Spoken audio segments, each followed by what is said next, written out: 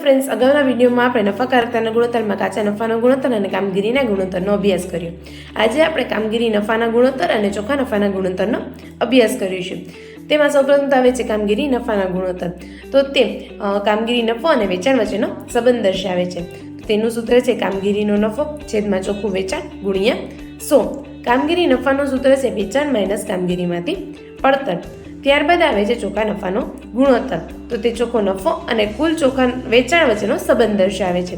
તેનું સૂત્ર છે કરવેરા પછીનો ચોખ્ખો નફો છેદમાં ચોખ્ખું વેચાણ ગુણ્યા 100।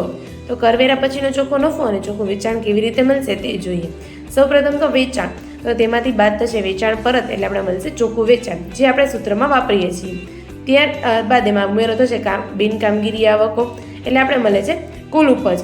ત્યારે તેમાંથી બાદ થશે તમામ પ્રકારના ખર્ચાઓ એટલે આપણે મળશે કરવેરા પહેલાંનો નફો। તેમાંથી બાદ થશે કરવેરો એટલે મળશે કરવેરા પછીનો નફો, જે આપણે સૂત્રમાં વાપરીએ છીએ કરવેરા પછીનો ચોખ્ખો નફો।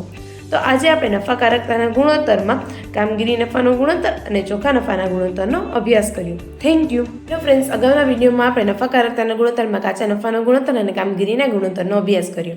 આજે